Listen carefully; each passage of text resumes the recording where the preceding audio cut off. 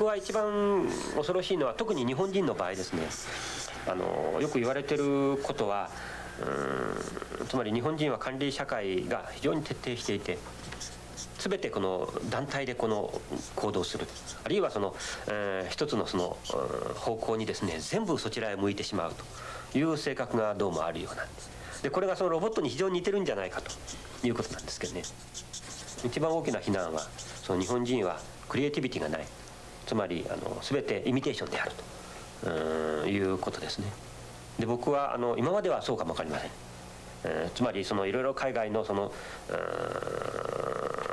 文明を日本にその持ってくるにはですね、日本の方はそれを鵜呑みにして真似するということが一番簡単なことだということがその、もう何て言うんですか、もう常識みたいになってたわけですけど、これからは日本人のクリエイティビティというものがすごく尊重されるというよりも、それがその発揮できるんじゃないかと思います。それの一番が僕は知能ロボットだと思うんですよ。知能ロボットのこういうその、発展のためにですね、日本人が新たに何か一つのものを作り上げるという、そういう時代が来るような気がします。21世紀には。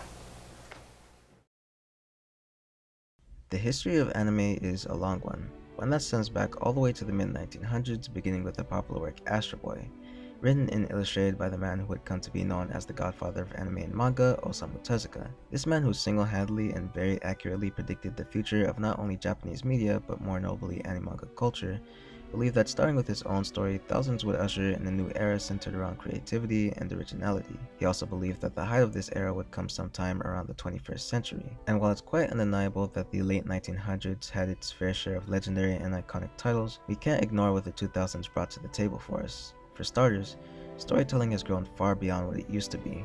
A decent portion of anime from the last century are no slouch when it comes to having a good narrative, but the simple fact of the matter is that there are just far more anime from this century that have a narrative just as good, if not way better. Additionally, the amount of unique titles that bear a one-of-a-kind likeness have also skyrocketed, and as a result, there's more of a possibility that you'll find a manga that caters to your specific interests. There's also the fact that anime and manga have become insanely more socially acceptable. This means not only are there more people to both enjoy and write these stories, but also that you won't find people telling you to go back to whatever dark, damp, smelly cave you came from and enjoy your sacred Japanese text there. At least not that often. But anyways, the nitty gritty is that the guy was right, because we're standing in a time where everything he said would happen is true. Though if there's anything about what he said that stands out the most, for me at least, it's undoubtedly the point about creativity and originality. Like I said before, there's an insane amount of works that hold a certain uniqueness to them and most likely aren't like anything you've ever read. In one of my last videos, I talked about how Gurren Lagann had many unique things about it. Mainly its atmosphere, yes, but among other things, I also mentioned how it took the peculiar route of being more about the journey than the destination in some instances. That is to say, it was more focused on what happened on the way to the end goal than the actual end goal itself. Many series handle their story in this manner, but very few do it so drastically to the point where the main goal becomes a thought in the back of your mind, and the ones that do all handle it in their own special way. Today we'll be taking a look at one of the many anime that execute their structure in this manner, Samurai Champloo, and outline what makes it so unique, but simultaneously stirs up tons of misconception about the show.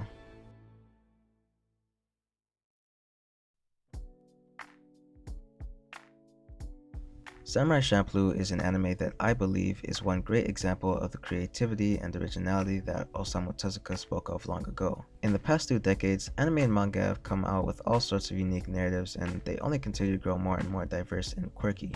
However, this series heavily breaks the mold for what makes your traditional anime and greatly benefits as a result. It's one of the numerous series that have adapted the idea of chanbara, or samurai cinema, in the animated form. Chanbara itself is a subgenre of jidaigeki, which translates to period drama, basically the East equivalent of Western movies, like the ones about cowboys, the Wild West, and gun battles at high noon. Though obviously more focused on samurai and whatnot, they share the common themes of tense battles, being based around outlaws, and all that good stuff. Some good examples of actual samurai cinema would be movies like 13 Assassins, 47 Ronin, and Blade of the Immortal. Alternatively, series that share the same animated format would be those like Sword of the Stranger, Rurouni Kenshin, and Afro Samurai. Based on the Edo period of Japan, we start the story with our 2 main characters, Mugen and Jin, who are in the midst of a pretty problematic situation. As Ronin, who have caused quite a bit of trouble, they're about to be killed for their crimes committed against the governor and his son. When asked if they'll plead for forgiveness, they reply by saying how they'd much rather die where they stood, heads held high, than appease the man in front of them. The governor accepts their proclamation and proceeds to give the order for their deaths. Then suddenly, in a very comedic manner, we rewind to the events that led up to this moment and are introduced to our third and most pivotal main character, Fu, who works for a tea house at this point. The tea house is currently hosting the governor's son and his men, who are causing more trouble than Fu would prefer to deal with. As much as she wants to call them out on their BS, the owners implore her to just handle the situation with a fake smile, and so she does. Then in comes Mugen, who sees the trouble and offers the waitress Fu to take care of these guys for 50 dumplings and no less. At first she's hesitant, but then she makes the mistake of spilling tea on the governor's son by accident. This leads to her getting in a big confrontation where she's pinned against the table and asked whether she wants to lose one finger or two for her actions. In the suspense of the moment, we transition to our other main character, Jin. He stands in the middle of a crowd watching as the governor is about to have his strongest men kill a man who is begging for his job. Jin takes care of these men and takes the money meant for the governor from the man who was begging for his job to head to the same tea house. Going back to Fu's predicament, she offers not 50 but 100 dumplings for Mugen to save her, after which he makes quick work of them and tells them all to go get the strongest of the governor's swordsmen. They leave in a hurry when Jin walks in and quickly pardons himself for the intrusion. Unfortunately, Mugen gets him mistaken with one of the governor's swordsmen that were supposed to arrive, and the two of them end up getting into an altercation. Jin in response says that he's not one of the governor's men and explains how he killed them all on his way to the tea house. Nevertheless, he accepts the fight and they continue. During all this, one of the son's lackeys returns and burns the tea house to the ground as they fight. The two pass out and are captured and tortured by the governor for their actions, as he explains how his son burned to death in the fires of the tea house. Beaten and bruised, the two lie unable to move in a cell. They argue as Jin blames Mugen for putting them in their current situation and goes on to criticize Mugen's style of fighting as sloppy and leaving himself wide open to attack. Even so, he commends Mugen on being the one person he was not able to defeat, and the two exchange names. That night, Fu finds where the two are being held and offers to help them escape in return for a favor. They accept her deal, and the following day we return to how the episode began. As they are about to be killed, they break free of their bonds and resist the governor's men until Fu arrives with giant fireworks to distract everyone and help the two Ronin escape. Mugen and Jin only have the intention of helping her after they fight and settle the score, but with a coin flip it's decided that they'll both help her. And so, they set out on their journey to help Fu find none other than the Sunflower Samurai, which is the main goal of the story. Consequently, from here things become much more about what happens along the way than anything else. Throughout the anime, we have an understanding of what their goal is, but it only comes up every once in a while, seeing as they're noticeably more focused on what they're currently dealing with. Almost every episode is about something different, so you could come across it at pretty much any episode, not knowing what was going on, and still enjoy it to at least some decent degree. As for the few episodes that do hold continuity, they're usually labeled as multi-part episodes, or have something to do with the Sunflower Samurai in some way. All this is to reiterate how it is in your average anime. As I said before, many anime take the route of being less focused on the main goal. In your average comedy isekai, MC and crew have to defeat some demon lord, yet they spend all day going on hopeless missions from the Adventurers Guild and doing all sorts of time-wasting things. In Gurren Lagann, sometimes our characters get sidetracked for your obligatory fan service episode, or going to different villages and meeting different people. But with Samurai Champloo, it's completely different. From how different the premise is from episode to episode, to the way the main cast barely expands, if at all, not really having long arcs like most anime do, being based around jidaigeki or period drama rather than a story entirely off the creator's head.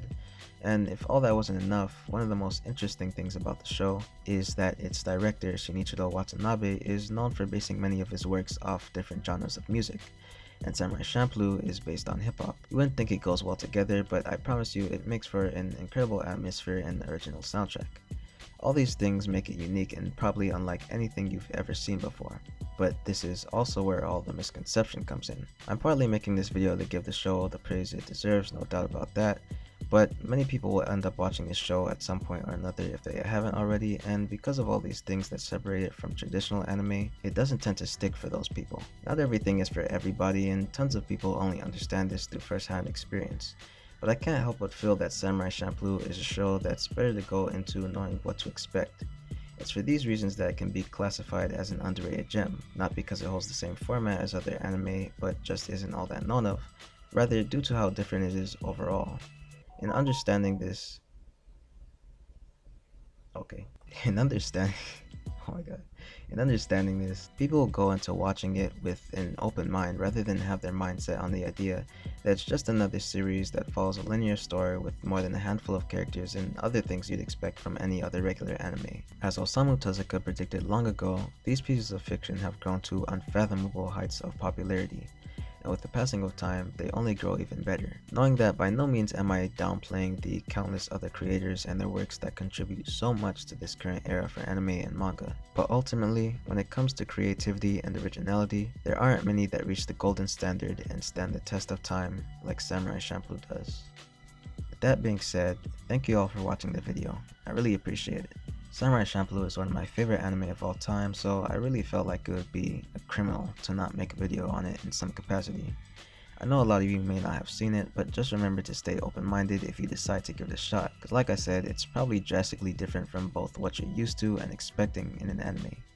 Personally, I was never the type to go into any series expecting anything in particular, so I've never had a problem with it, but I've heard of people dropping the series because of it, and I also felt like this video would be a good opportunity to address that problem.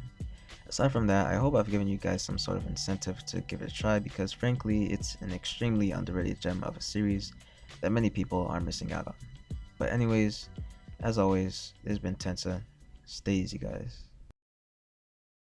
Oh yeah, and by the way, Mugen never got his dumpling.